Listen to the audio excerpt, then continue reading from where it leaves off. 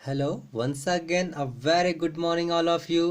आज हम लोग डेरिवेटिव का बहुत ही इम्पॉर्टेंट क्वेश्चन डील करने वाले हैं जो है cos inverse x by first principle method. कैसे सॉल्व करते हैं, यह लेक्चर थर्ड है आपका। ठीक है, चलिए ध्यान से वॉच कीजिए क्योंकि इन्वर्सिबल फंक्शन है ये। ठीक है, तो एक बात बताइए, इन्वर्सिबल इन जनरल यदि सिंपल भाषा में बोले तो आप उसे अपोजिट कर सकते हो, लेकिन सिंपल एकदम रियल अपोजिट होता नहीं इन्वर्स का मतलब। ठीक है, इन्वर्स अलग तरीका है, लेकिन आप सिंपल में सोचने के लिए थिंकिंग कर सकते हो अपोजिट।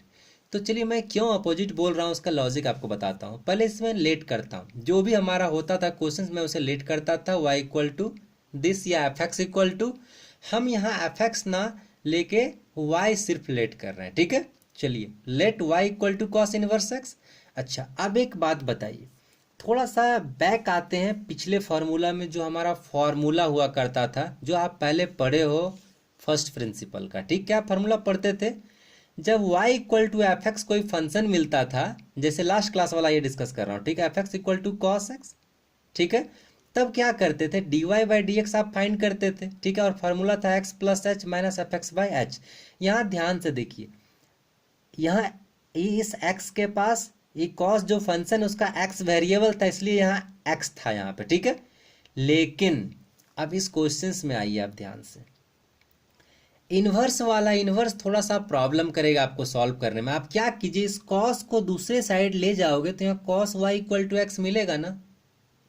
ध्यान से सोचिए, ये हो जाएगा x equal to cos y. ये आप फर्स्ट सेमेस्टर में और पढ़ चुकी हो ये सारे चीज़। ठीक है, सिंपल भी आप लॉजिक लगा सकते हो, या इन्वर्स है इसे दूसरे साइड ले जाएंगे तो कॉस वाई बन जाएगा और ये x हो गया हमारा।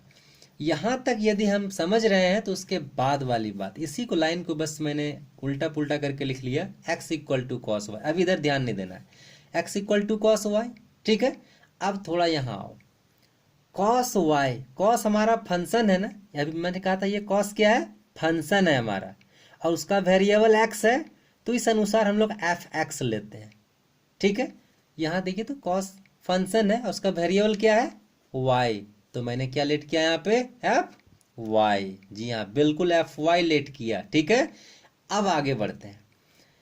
जब एफ एक्स था हमारा तो फॉर्मूला था d y by d x के लिए काम करते थे, ये पुराना फॉर्मूला। ठीक है, लेकिन अब यहाँ क्या चेंजिंग हो रहा है, एक्स वाला बदल जा रहा है वाई में और वाई वाला एक्स में। यहाँ देखिए कॉस के साथ एक्स है और यहाँ वाई है ना, ठीक यहाँ उल्टा, कॉस के साथ वाई है और यहाँ एक्स है।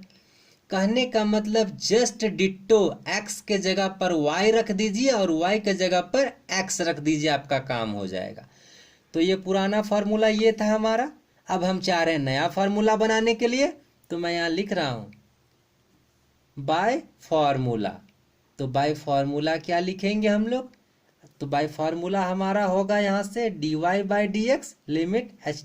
देखिए क्यों, यहाँ d y by d x था ना, तो यहाँ कर दिया d x by d y, कर इस y को x बना दिया और नीचे वाला x को बना दिया y। ठीक है, अब यहाँ इस x को बना दिया y, देखिए ठीक है, इस x को बना दिया y, और तो कोई काम नहीं किया, जैसे का तैसा लिख दिया मैंने।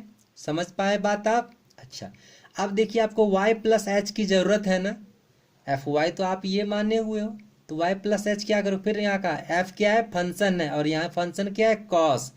तो f Y plus H, f में कोई चेंजिंग नहीं करना है, चेंजिंग किस में करना है, y में। तो क्या चेंजिंग किए, y को आप बना दिए y plus H, F Y plus h. तो यहाँ भी देखिए कॉस वाई प्लस एच लिख दिया हमने। ठीक है, अब ये सारे को बस यहाँ पुट करते हैं, एफ वाई प्लस एच का value cos Y plus H, देखिए cos Y plus H, F Y का वैल्यू कॉस वाई लिख दिया, और उसके बाद तो अब cos C minus cos D आपका फॉर्मूला है, ये देखिए इंडिकेट कर दिए यहाँ, minus two sine C plus D Y two into sine C minus D Y two.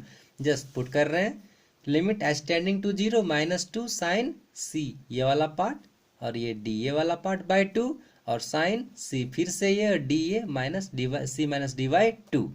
अब थोड़ा सिंप्लीफाई कर ले, क्या मिलता है, ये माइनस टू, जस्ट ये तो कॉपी पेस्ट हो गया पाला ही, ये y और y मिलकर two y plus h by two लिख दिया। यहाँ देखिए y कैंसिल हो चुका। ठीक है, y कैंसिल हुआ हमारा, उसके बाद h बाई टू रख दिया हमने। ठीक है, हो गया, आगे बढ़ते हैं। फिर वही जो पुराना क्वेश्चंस हम लोग बार बार यहाँ आ रहे हैं फर्स्ट प्रिंसिपल में, अब इसको 1 बनाने का कोशिश करेंगे। 1 बन सकता है कैसे, फॉर्मूला देखिए, limit x tending to 0 sine x by x यदि रहता है तो उसके लिए आप 1 लिखते हो। कहने का मतलब सिर्फ यही ना रहे, इस x के जगह पे जो भी पार्ट आए वो यहाँ नीचे भी आ जाए, और ये लिमिट 0 ही होना चाहिए। तो लिमिट तो 0 है हमारा।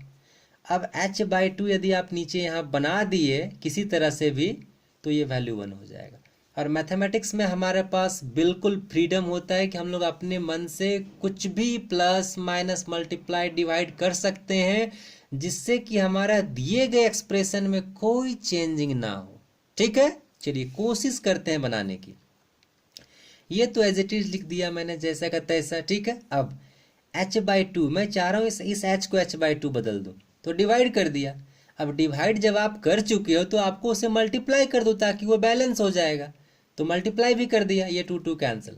ठीक है, कोई प्रॉब्लम। लेकिन मेरा यहाँ तो मेरा काम बन गया, ये बन गया 1, इसे रहने दो जो भी। ठीक है, आगे बढ़ते हैं क्या है। और अब जब लिमिट पुट करेंगे मतलब फॉर्मूला यूज करेंगे तो इस लिमिट को लिखना बंद कर देते हैं। ये मैं बार बार आपको हर एक वीडियो में बता रहा हूँ। ठीक है, इसे आप ध्यान देंगे। तो यहाँ लिमिट लिखना बंद कर दिया है मैंने।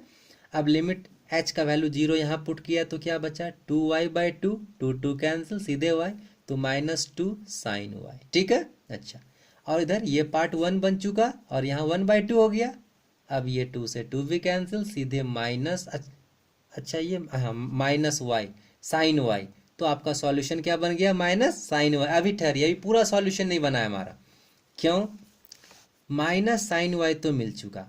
अच्छा, आपका क्वेश्चंस देखिए, तो आपका क्वेश्चंस x के फॉर्मेट में और आप आंसर क्या y के फॉर्मेट में देंगे। हमें इसे चेंज करना होगा x में। तो अभी यहाँ देखिए x = cos y है ना, मैं इसे चेंज करता हूँ। कैसे चेंज करेंगे, very important. Since x = cos y given है तो साइन y को हम लोग लिख सकते हैं ना। अच्छा यहाँ देखिए dy/dx को जस्ट मैंने इसे नीचे लिख दिया यहाँ पे। ठीक है, ये पार्ट यहाँ, और इस माइनस साइन y को लिख सकते हैं ना -√1 - cos² y। फॉर्मूला होता है आपका, आप जानते हुए, साइन y = √1 - cos² y। ये कौन सा फार्मूला से मैं ला रहा हूँ, sin² theta plus cos² theta = 1। उसी से इधर उधर चेंज करके मैंने ये लाया है। ठीक है, ये और cos y का वैल्यू आपको पता है x, पुट कर दिया यहाँ, तो क्या हो गया -1 - √1 - x²। अब अकॉर्डिंग टू क्वेश्चन आपको जरूरत होती है dy/dx निकालने की, ना कि dx/dy। लेकिन चूंकि सिंपल फॉर्म में लाने के लिए हमने ये काम किया था, dx/dy काम किया था। ठीक है, तो कोई बात नहीं, जब आप dx/dy निकाल सकते हो तो आप dy/dx भी तो निकाल सकते हो। जस्ट आप इसे चेंज कर दो, रेसिप्रोकल ले लो, इसे उलट दो। तो उलटेंगे तो दोनों साइड उलटेंगे। ये आपका समीकरण बन चुका है, ध्यान से देखिए, समीकरण है ना ये, यहाँ /1 लिख सकते हो, तो उलट दे रहे हैं हम लोग। तो ये हो गया dy/dx, यहाँ हो जाएगा -1/√1 - x²। ये आ गया, और इस माइनस को ऊपर पार्ट में लिखते हैं, लिख दिया, ये हमारा आंसर हो गया। आई थिंक आप मेरी बात को समझ पाए होंगे। आप वीडियो को 2 बार 3 बार ध्यान से देखिए, अच्छी से देखिए। मैंने एक भी बात को यहाँ मिस नहीं किया है। ठीक है, सारी बातों को मैंने यहाँ डिस्कस किया है। उम्मीद है आपको समझ में आएगी। एक और क्वेश्चन आपके लिए है, आप differentiate sine inverse x find करेंगे। जस्ट सिमिलर प्रोसेस, जरा सा भी कुछ अलग काम नहीं करना है आपको। आंसर लिख दिया है 1/√1 - x²। ये सारे क्वेश्चंस आपके एग्जामिनेशंस में पूछे जाते हैं, सो आप इसे सॉल्व करें, देखें। और कहीं समझ में नहीं आती है तो आप उसे कमेंट करें। मैं कोशिश करूंगा कि आपकी परेशानी को सॉल्व करूं, उसे समझाऊं, उसे ख़त्म करूं आपकी परेशानी को। ठीक है, चलिए ठीक है। आपको वीडियो से फ़ायदा होती है तो आप इसे सब्सक्राइब करें, लाइक करें, ताकि आपको अगले वीडियो की भी नोटिफिकेशन मिलते रहे सही टाइम पे। Thank you, have a nice day.